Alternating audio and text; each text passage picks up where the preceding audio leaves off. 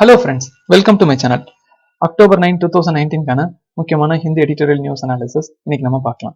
அதுக்கு முன்னாடி மறக்காம சேனலை சப்ஸ்கிரைப் பண்ணிருங்க, பெல் ஐகானை கிளிக் பண்ணுங்க, முக்கியமா உங்க ஃப்ரெண்ட்ஸ் எல்லாத்துக்கும் ஷேர் பண்ணுங்க. First one, zero budget natural farming பத்தி இந்த ஆர்டிகல் வந்து டிஸ்கஸ் பண்ணியிருக்காங்க. இந்த ஆர்டிகளோட crux first zero budget natural ஃபார்மிங்னா என்ன, அதோட கீ காம்போனன்ட்ஸ்லாம் எப்படி இருக்கு அப்படிங்கிறத பார்ப்போம். ரெண்டாவது, ஆத்தர் வந்து ஜீரோ பட்ஜெட் நேச்சுரல் ஃபார்மிங் வந்து ஒரு வையபிளான சொல்யூஷன் வந்து கிடையாது அப்படிங்கிற மாதிரி சொல்லியிருக்காரு. சிம்பிளா சொல்ல போனா ஜீரோ பட்ஜெட் நேச்சுரல் ஃபார்மிங் வந்து கிரிட்டிசைஸ் பண்ணியிருக்காரு. இதுதான் இந்த ஆர்டிகளோட கிரக்ஸ். ஃபர்ஸ்ட் ஒன், நம்ம ஜீரோ பட்ஜெட் நேச்சுரல் ஃபார்மிங்க்கு முன்னாடி உங்களுக்கு சின்னதா ஒரு அசைன்மெண்ட், இந்தியாவில் என்னென்னலாம் ஃபார்மிங் இருக்கு அப்படின்னு சொல்லி இந்த இடத்துல ஒன்று ஜஸ்ட் வந்து கொடுத்துருக்காங்க. அதை நீங்க வீட்டில் போய் இன்னைக்கு செக் பண்ணுங்க. இதை என்னென்ன ஃபார்மிங் அப்படின்னா ஹோமியோ ஃபார்மிங், வேதிக் ஃபார்மிங், நேச்சுரல் எக்கோ ஃபார்மிங், அடுத்து அக்னிஹோத்ரி ஃபார்மிங், அடுத்து வந்து பார்த்தீங்கன்னா அம்ருத் பானி ஃபார்மிங். ஸோ இந்த மாதிரி இந்தியாவில் டிஃப்ரெண்ட் டைப்ஸ் ஆன ஃபார்மிங்ஸ் வந்து இந்தியாவுக்குள்ள இருக்கு. இப்போ புதுசா இந்த இதில் வந்து என்ன சேர்ந்துருக்குன்னு கேட்டா ஜீரோ பட்ஜெட் நேச்சுரல் ஃபார்மிங்னு சொல்லி ஒன்று வந்திருக்கு. அந்த ஜீரோ பட்ஜெட் நேச்சுரல் ஃபார்மிங்கை தான் இப்போ நம்ம பார்க்க போறோம். இந்த ஜீரோ பட்ஜெட் நேச்சுரல் ஃபார்மிங்கை வந்து யார் இந்தியாவில் ப்ரொமோட் பண்றாங்கன்னு கேட்டீங்கன்னா அக்ரிகல்ச்சரிஸ்ட் சுபாஷ் பாலேக்கர். ஸோ இவர் தான் வந்து இந்த ஜீரோ பட்ஜெட் நேச்சுரல் ஃபார்மிங்கை வந்து ப்ரொமோட் பண்ணிட்டு இருக்காரு. இந்த ஜீரோ பட்ஜெட் நேச்சுரல் ஃபார்மிங்ல ஒரு முக்கியமான ஒரு 4 வீல்ஸ் வந்து இருக்கு. அது என்னன்னு கேட்டீங்கன்னா பிஜம்ரித், ஜீவம்ரித், அடுத்து மல்ச்சிங், காப்சா. இந்த 4 தான் வந்து இந்த ஜீரோ பட்ஜெட் நேச்சுரல் ஃபார்மிங்கான ஒரு முக்கியமான ஒரு எசென்ஷியல் காம்போனன்ட்ஸ் அப்படின்னு வந்து சொல்லலாம். பிஜம்ரித் அப்படின்னு என்னன்னு கேட்டீங்கன்னா கவ்வோட யூரின் இல்ல கவுடங்கு, இந்த ரெண்டையும் மிக்ஸ் பண்ணி அந்த சீட் இருக்கும் பாத்தீங்களா, அதை டிப் பண்ணிட்டு அதை கொஞ்ச நேரம் அதை ஒரு கோட்டிங் மாதிரி போட்டுட்டு அடுத்து அதை பூமியில புதைக்கிறதுக்கு பேர் தான் வந்து பிஜம்ரித். ஜீவமிருத் அப்படின்னு கேட்டா சாயில்ல இருக்கக்கூடிய மைக்ரோப்ஸ் இருக்கும் இல்லைங்களா, அதை கவுடங்காலையும் அடுத்து கவ் யூரின் மூலியமாவும் வந்து இன்ஜெக்ட் பண்ணி அந்த சாயிலோட ஃபெர்டிலிட்டியை வந்து கூட்டுறது. இதுக்கு பேர் வந்து ஜீவமிருத் அப்படின்னு சொல்லி சொல்லுவாங்க. மல்ச்சிங் அப்படின்னா மல்ச்சிங்னா என்னன்னு கேட்டா த சேம் சாயில் மேல வந்து கிராப் ரெசியூட்ஸ் இது எல்லாமே கவர் பண்ணி சாயில வந்து ப்ரொடெக்ட் பண்றது அப்படின்னு வந்து சொல்லுவாங்க. வேப்ஸான என்னன்னு கேட்டா சாயில் அரேஷனை வந்து சாயிலோட ஹியூமஸை வந்து இன்க்ரீஸ் பண்றது, சாயிலோட ஹியூமஸை வந்து இன்க்ரீஸ் பண்ணுது. அதாவது இந்த பிளான்ட்ஸ் டீகம்போஸ் ஆன பிளான்ட் இதெல்லாம் இருக்கும் பாத்தீங்களா, அதெல்லாம் அந்த நிலத்துல போட்டு உழுதோம் அப்படின்னா மேற்கொண்டு அதோட ஹியூமஸ் வந்து மறுபடியும் இன்க்ரீஸ் ஆகும். ஸோ அதனால வந்து அந்த நிலத்துல பயிரிடக்கூடிய எல்லா விளைச்சலுமே வந்து அமோகமா வரும் அப்படிங்கறத வந்து இந்த வேப்ஸா வந்து சொல்லுது. அது மட்டும் இல்லாம இன்செக்ட் அண்ட் பெஸ்ட் மேனேஜ்மெண்ட்டை பத்தியும் இந்த ஜீரோ பட்ஜெட் நேச்சுரல் ஃபார்மிங் வந்து சொல்லுது. அதுக்கு பேர் என்னன்னு கேட்டீங்க அப்படின்னா அக்னி அஸ்திரா, பிரம்மஸ்திரா, நீமஸ்திரா அப்படின்னு வந்து சொல்லுவாங்க. அதாவது என்னன்னு கேட்டீங்கன்னா டிஃப்ரெண்ட் ப்ரிப்பரேஷன் இருக்கும் இதுல, கவ் யூரின், கவுடங்கு, அடுத்து tobacco, fruits, green chilli, garlic, neem. So இது எல்லாமே மிக்ஸ் பண்ண கலவை தான் இந்த 3. இந்த 3 வச்சு நம்ம பண்ணும்போது இன்செக்ட் அண்ட் பெஸ்ட் மேனேஜ்மெண்ட் வந்து நல்லாவே இருக்கும் அப்படின்னு வந்து ஜீரோ பட்ஜெட் நேச்சுரல் ஃபார்மிங் வந்து சொல்றாங்க. இதுதான் வந்து ஜீரோ பட்ஜெட் நேச்சுரல் ஃபார்மிங். இந்த இடத்துல ஒண்ணு நினைச்சுக்கணும் என்ன அப்படின்னா already zero budget natural farming பத்தி யூபிஎஸ்சில வந்து கேட்டுட்டாங்க.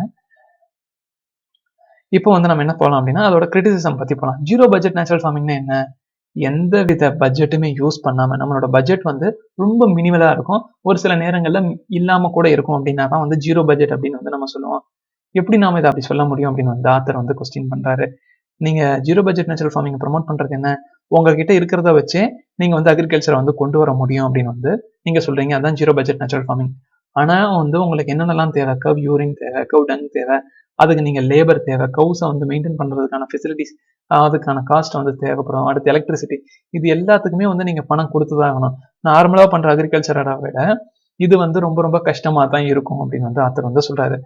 செகண்ட் என்ன அப்படின்னா ஜீரோ பட்ஜெட் நேச்சுரல் ஃபார்மிங் வந்து சூப்பரா இருக்கு அப்படின்னு சொல்லிட்டு இதன் வரைக்கும் எந்தவித இண்டிபெண்டன்ட் ஸ்டடீஸும் வந்து கிளைம் பண்ண கிடையாது அப்படின்னு சொல்றாங்க. ஒரு சில இடங்கள் ஆந்திர பிரதேஷ்ல ஒரு சில இடங்கள்ல பண்ணியிருக்காங்க. அது எல்லாமே யாரு பண்றாங்கன்னா அந்த அக்ரிகல்ச்சரை யாரு பண்றாங்களோ அவங்கதான் பண்ணிட்டு இருக்காங்க. ஒரு தனியா வந்து ஜென்ரலா ஒரு 3வது மனுஷன் வந்து இந்தியால வந்து இது எப்படி இருக்குன்னு சொல்லிட்டு அவங்க பண்ண கிடையாது அப்படின்னு வந்து சொல்றாங்க. அது மட்டும் இல்லாம ஜென்ரலான ஒரு அசம்ஷன் என்னமா இருக்குன்னா ஜீரோ பட்ஜெட் நேச்சுரல் ஃபார்மிங் பண்ணக்கூடிய ஒரு நிலமும் ஜீரோ பட்ஜெட் நேச்சுரல் ஃபார்மிங் பண்ணாத ஒரு நிலம், இந்த ரெண்டையும் வச்சு கம்பேர் பண்ணும்போது ஜீரோ பட்ஜெட் நேச்சுரல் ஃபார்மிங் கொடுக்கக்கூடிய அவுட்புட் வந்து 30% வந்து கம்மியா தான் இருக்கு அப்படின்னு சொல்லி சொல்றாங்க.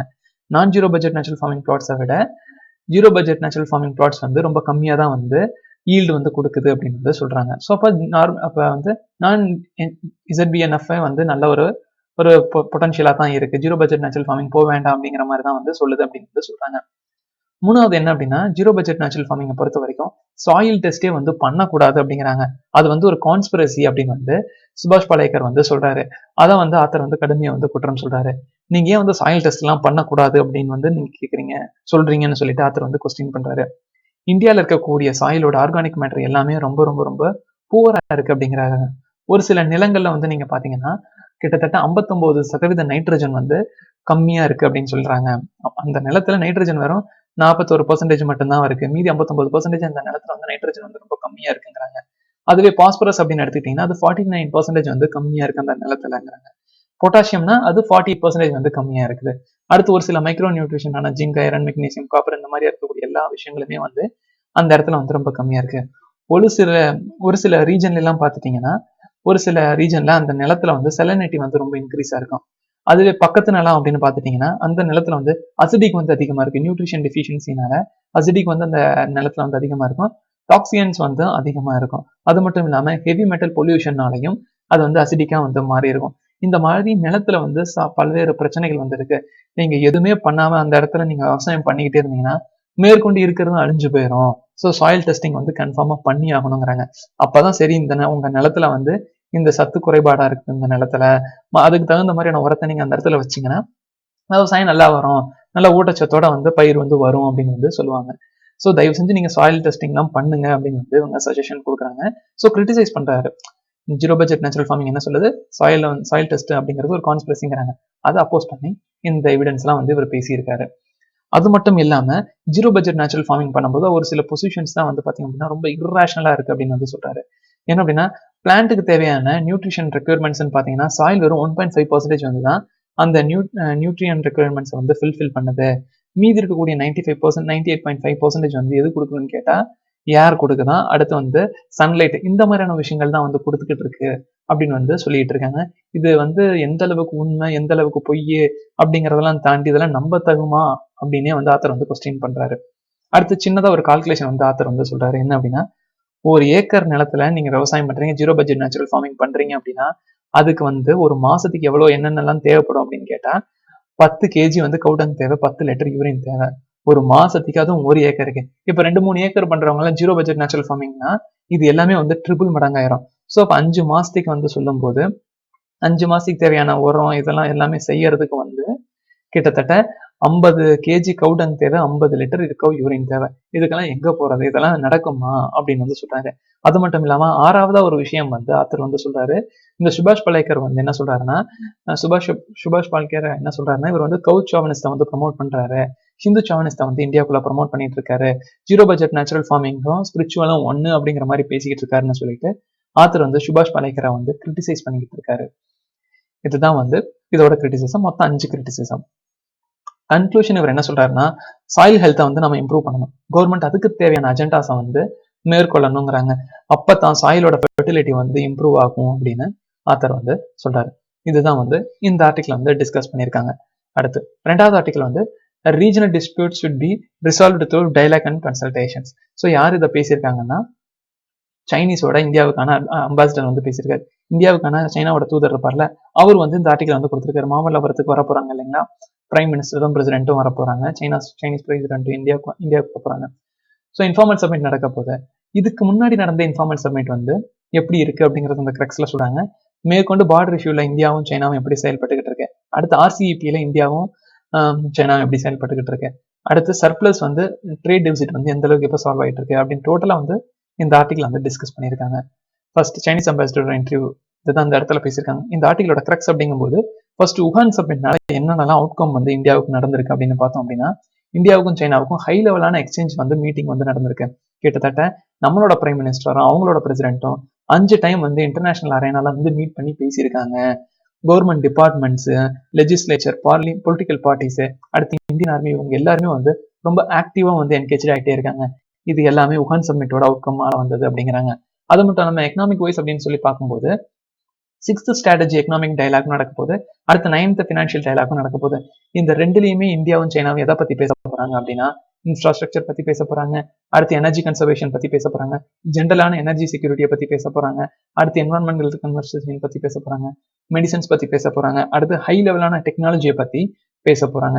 இது எல்லாமே உஹான் சம்மிட்னால வந்து நடக்குது அப்படின்னு வந்து சொல்றாங்க. குளோபல் கவர்னன்ஸ்லயும் ஒரு சில முக்கியமான மாறுதல்கள் வந்து ஏற்பட்டுக்கிட்டு இருக்கு அப்படின்னு வந்து சொல்றாங்க. அதாவது China, Russia, India trilateral cooperation. So இந்த 3 சைனாவும் ரஷ்யா, இந்தியா இருக்கு. அதுல ரஷ்யா வந்து 2 பேர்த்துக்குமே ஓரளவுக்கு சப்போர்ட்டா இருக்காங்க. இந்தியாவுக்கு கொஞ்சம் அதிகமா சப்போர்ட் பண்ணிட்டு இருக்காங்க.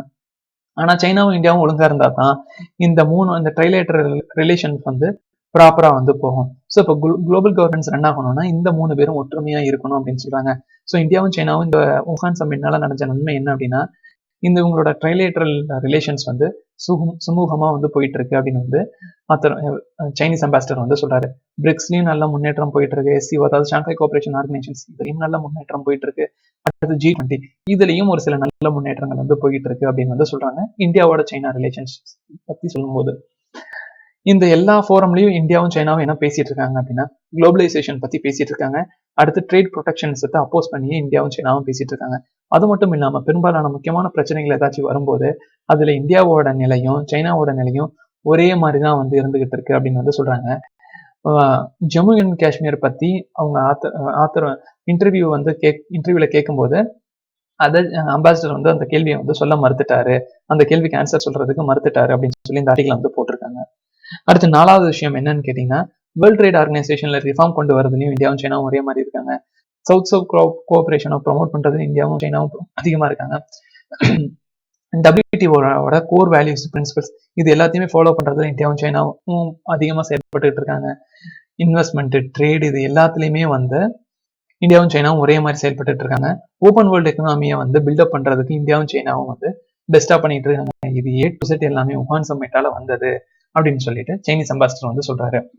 அடுத்து பார்டர் இஷ்யூவை பத்தி பேசிட்டு இருக்கும்போது என்ன பேசியிருக்காங்கன்னா, பார்டர் மேனேஜ்மெண்ட்ல ஒரு நல்ல ஒரு முடிவு கொண்டு வரணும், சுமூகமான ஒரு முடிவு கொண்டு வரணும்னு சொல்லிட்டு 2003லயே வந்து ஸ்பெஷல் ரெப்ரசன்டேட்டிவ் மீட்டிங்ஸ் வந்து கண்டக்ட் பண்ணியிருக்காங்க.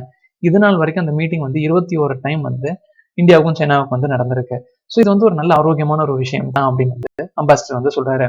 நம்ம ஃபைனல் செட்டில்மெண்ட்டுக்கு நம்ம வரதுக்கு முன்னாடி பீஸை வந்து நம்ம வந்து ப்ராப்பரா வந்து மெயின்டைன் பண்ணணும்.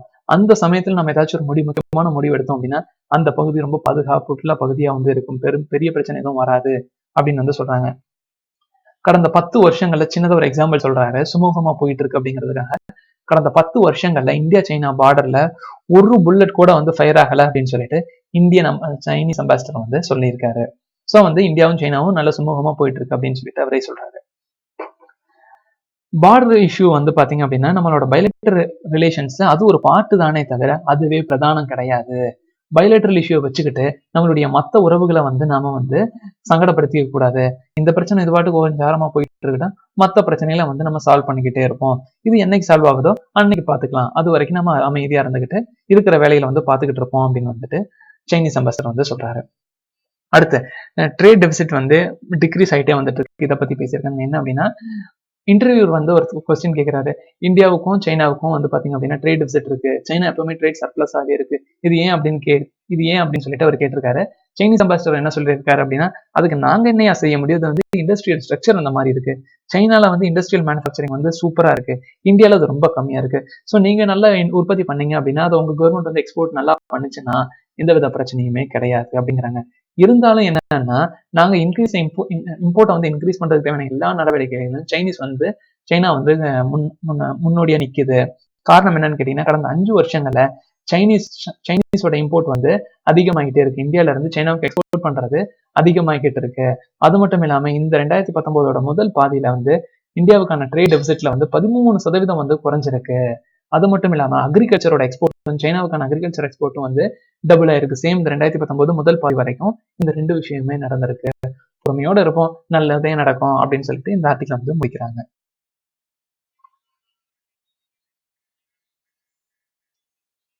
Rethinking water management issues.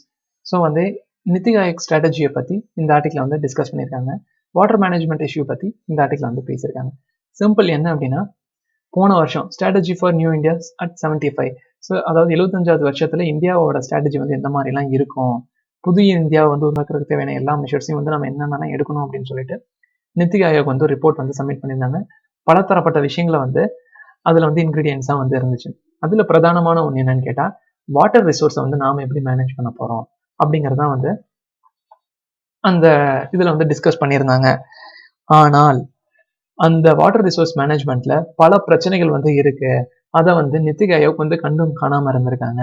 அது மட்டும் இல்லாம சும்மா வந்து வெறும் அட்வைசரி பாடி அப்படிங்கிற மாதிரி ஒரு ஃபீல் கிரியேட் பண்றதுனால அது ஜஸ்ட் வந்து ஏதோ ஒன்று கொடுப்போம், சும்மா ஏனோ தானோ அப்படிங்கிற மாதிரி ஏதாச்சும் போற போக்குல ஒன்று சொல்லிட்டு போவோம் அப்படிங்கிற மனோபாவத்திலே வந்து நித்தி ஆயோக் வந்து செயல்படுது அப்படின்னு சொல்லிட்டு கடுமையா வந்து நித்தி ஆயோக் வந்து கிரிட்டிசைஸ் பண்ணியிருக்காரு. காரணம் என்னன்னா, வாட்டர் ரிசோர்ஸ் மேனேஜ்மெண்ட்டுக்கு அவங்க கொடுத்துருக்கக்கூடிய பல ஐடியாக்களும் பல ரெக்கமெண்டேஷன்ஸும் பல ப்ரொசீஜர்ஸும் வந்து எல்லாமே பார்த்தீங்க அப்படின்னா ஏனோ தானோன்னு இருக்கு.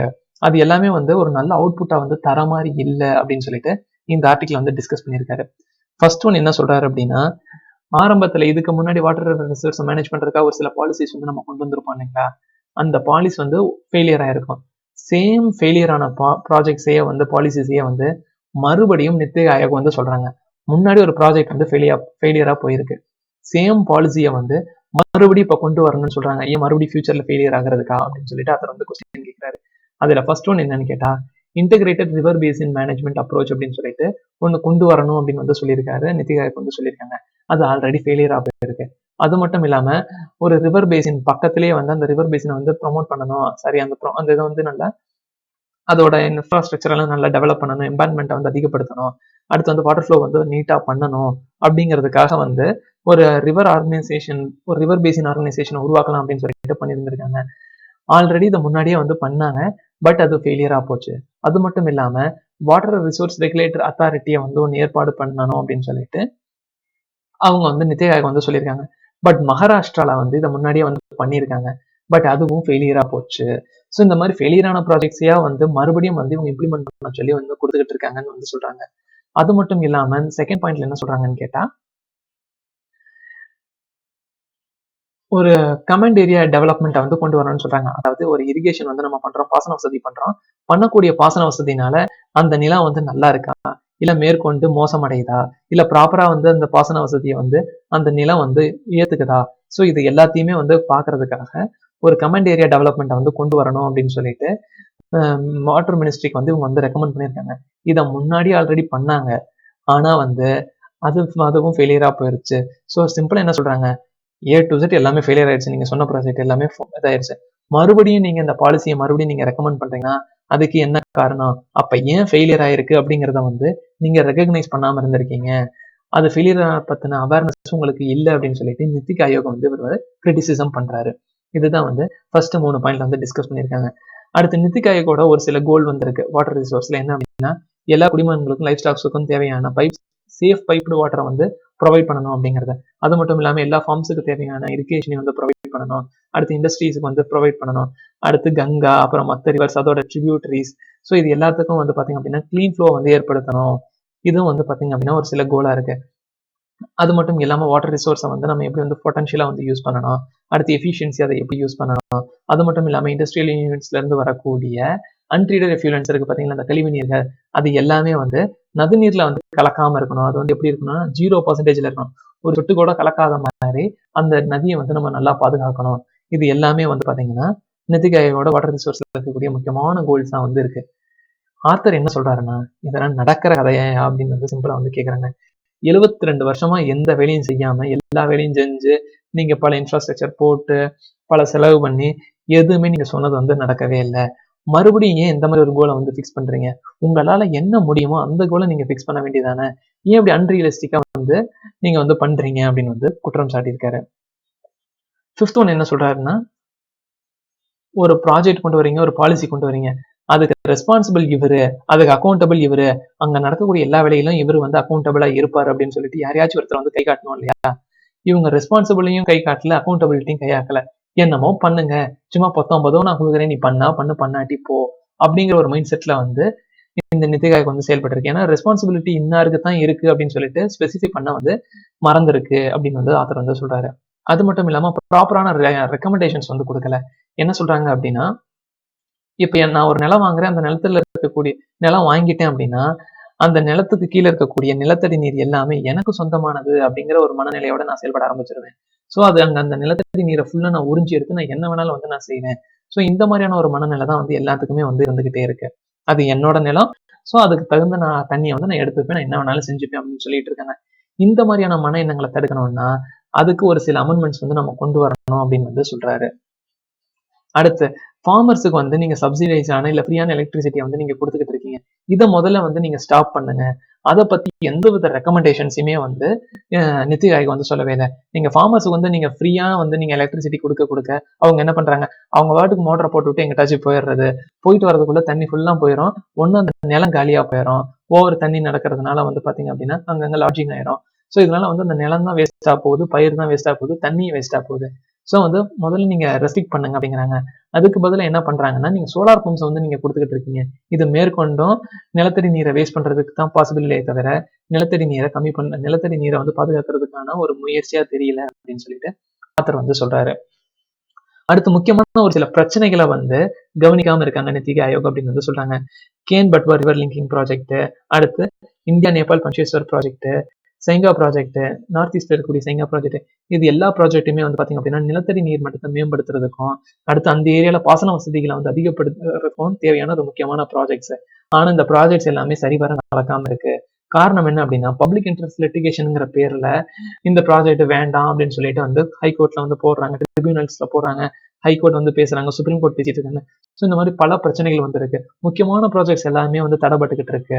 இந்த ப்ராஜெக்டை வந்து மறுபடியும் சக்சஸா கொண்டு வரணும் அப்படிங்கிறதுக்காண்டி ஸ்டேட் கவர்மெண்ட்டுக்கும் சென்ட்ரல் கவர்மெண்ட்டுக்கும் எந்த வித ரெக்கமெண்டேஷன்ஸுமே வந்து நித்தி ஆயோக் வந்து சொல்லவே இல்லை. இதை வந்து தப்பு அப்படின்னு வந்து சொல்லியிருக்காங்க. அது மட்டும் இல்லாம இந்தியால வாட்டர் மேனேஜ்மெண்ட்டுக்காக ஒரு சில லா எல்லாம் இருக்கு. என்ன அப்படின்னு பாத்தீங்க அப்படின்னா industrial river water dispute act இருக்கு, டேம் சேஃப்டி பில் இருக்கு. ஸோ இது எல்லாமே ப்ராப்பரா இம்ப்ளிமெண்ட் பண்றாங்களா, மறுபடியும் வந்து இதுல ஏதாச்சும் இந்த லாவுக்கு ஏதாச்சும் ஒரு பிரச்சனை வந்துச்சுன்னா அந்த பிரச்சனையை வந்து எதுவும் சரி செய்யறாங்களான்னு கேட்டா எதுவுமே பண்றதே இல்லை அப்படின்னு வந்து சொல்லியிருக்காங்க. இத்தனை பிரச்சனைகள் வந்து இவர் வந்து அடிக்க விட்டுட்டு காட்டியிருக்காரு. ஸோ நித்தி ஆயோக் வந்து இவர் கிரிட்டிசைஸ் பண்றாரு. இதுதான் வந்து இந்த article. Last towards strategic partnerships. So இந்தியாவுக்கும் மெக்சிகோவுக்கும் இருக்கக்கூடிய ஒரு ரிலேஷன்ஷிப் பத்தி பேசியிருக்காங்க. ஸோ போன டிசம்பர்ல வந்து மெக்சிகோல எலெக்ஷன் நடந்து புதுசா ஒருத்தர் வந்திருக்காங்க, புதிய கவர்மெண்ட் வந்து வந்திருக்கு. மறுபடியும் என்ன இந்தியாவில் என்ன நடந்திருக்குன்னா இந்த மே மாசத்துல மீண்டும் பிரைம் மினிஸ்டர் மோடி வந்து பிரைம் மினிஸ்டர் ஆயிட்டாரு. ஸோ இதுதான் வந்து ஒரு யதார்த்தமான ஒரு விஷயம். இதுல இந்தியாவுக்கும் மெக்சிகோ இருக்கக்கூடிய ஒரு முக்கியமான ஒரு ரிலேஷன்ஷிப் பத்தி பேசியிருக்காங்க. 2007 ப்ரிவிலேஜ்டு பார்ட்னர்ஷிப்பா இருந்தது இப்ப ஸ்ட்ராட்டஜிக் பார்ட்னர்ஷிப்பா இருக்க போகுது. ப்ரிவிலேஜ்டு ஒரு சிறப்புரிமையான ஒரு ஒரு விஷயங்கள் வந்து பேசியிருக்காங்க. என்னோட ஃப்ரெண்டு நீ அப்படின்னு சொல்லிட்டு பேசியிருப்பாங்க. 3வது வருஷம் ஏதாவது பிரச்சனைக்கு வந்தாங்கன்னா மெக்சிகோவுக்கு லைட்டா கொஞ்சம் டிமி கொடுத்துட்டு எஸ்கேப் ஆகிற மாதிரி இருந்துச்சு. இப்ப என்னவா இருக்குன்னு கேட்டா அது ஸ்ட்ராட்டஜிக் பார்ட்னர்ஷிப்பா மாறி இருக்கு. என்னோட முக்கியமான ஒரு மேட்டருக்கு கேந்திர முக்கியத்துவம் வாய்ந்த ஒரு நாடா வந்து இப்ப மெக்சிகோ வந்து மாறிட்டு இருக்கு அப்படின்னு வந்து சொல்றாங்க. சோ இப்ப மெக்சிகோவுக்கு ஏதாவது மெக்சிகோ என்ன விட்டு விலகி போச்சுன்னா எனக்கு ஆபத்து, இல்ல நான் மெக்சிகோ விட்டு விலகி போனேன் அப்படின்னா மெக்சிகோவுக்கு கொஞ்சம் பிரச்சனை, மெக்சிகோ வந்து முக்கியம் அப்படிங்கிற மாதிரி வந்து இந்தியா வந்து நினைக்க ஆரம்பிச்சிருக்கு. அதுதான் வந்து ப்ரிவிலேஜ்டு பார்ட்னர்ஷிப்ல இருந்து ஸ்ட்ராட்டஜிக் பார்ட்னர்ஷிப்பா வந்து இப்ப மாறி இருக்கு. இந்தியாவுக்கும் மெக்சிகோ இருக்கக்கூடிய ஒரு எக்கனாமிக் ரிலேஷன்ஷிப் பத்தி பேசியிருக்காங்க. 2009 இருந்ததை விட 2018 4 மடங்கு வந்து நம்மளோட எக்கனாமிக் பார்ட்னர்ஷிப் வந்து அதிகமாயிருக்கு. கிட்டத்தட்ட 10 மில்லியன் US டாலர் வந்து பில்லியன் US டாலர் வந்து இன்க்ரீஸ் ஆயிருக்கு, ட்ரேடா வந்து மாறி இருக்குங்கிறாங்க. அது மட்டும் இல்லாம டூரிசம் அப்படின்னு எடுத்துக்கும் போது மெக்சிகோவுக்கு கிட்டத்தட்ட விசிட்டர்ஸ் போனாங்கன்னா அதுல 20 விசிட்டர்ஸ் வந்து டாப் 20 விசிட்டர்ஸ்ல இந்தியன்ஸும் வந்து இருக்காங்க அப்படின்னு வந்து சொல்றாங்க. அது மட்டும் இல்லாம ட்ரேடை வந்து ப்ரொமோட் பண்றது, ப்ரியாரிட்டி செக்டர்ஸ்ல இன்வெஸ்ட்மெண்ட் பண்றது, அடுத்து மார்க்கெட்டை வந்து அக்சஸ் பண்றதுல வந்து இம்ப்ரூவ்மெண்ட் கொண்டு வரது, அக்ரிகல்ச்சரல் ப்ராடக்ட்ஸ், டூரிஸ்ட் வந்து ப்ரொமோட் பண்றது, எல்லா விஷயங்களுமே வந்து பேச போறாங்க. ஏன்னா இன்னும் ஒரு வாரத்துல வந்து மெக்சிகோவோட ஃபாரின் அஃபேர்ஸ் மினிஸ்டரோட வைஸ் மினிஸ்டர் அவர் வந்து இந்தியாவுக்கு வந்து வரப்போறாங்க. அப்போ வரும்போது இது எல்லாத்த பத்தி பேச போறாங்க. எனர்ஜி, சயின்ஸ் அண்ட் டெக்னாலஜி இதை பத்தி எல்லாத்தையுமே வந்து பேசலாம்னு வந்து இருக்காங்க. அது மட்டும் இல்லாம மல்டிலேட்டரல்ஸையும் வந்து ஸ்ட்ரென்தன் பண்ண போறாங்க. ரூல் பேஸ்டான இன்டர்நேஷனல் சிஸ்டத்தையும் வந்து கொண்டு வர போறாங்க. G20 2 பேர் இருக்கிறதுனால G20 இந்தியாவுக்கு ஆதரவா வந்து மெக்சிகோ வந்து பேசும் அப்படின்னு சொல்லி நம்பலாம்னு சொல்லி இந்த ஆர்டிகல் வந்து சொல்லியிருக்காங்க. இன்னைக்கு நியூஸ் இவ்வளவுதான் ஃப்ரெண்ட்ஸ். மறக்காம சேனலை சப்ஸ்கிரைப் பண்ணிடுங்க, பெல் ஐக்கானை கிளிக் பண்ணுங்க, முக்கியமா உங்க ஃப்ரெண்ட்ஸ் எல்லாத்துக்கும் ஷேர் பண்ணுங்க. Thank you friends.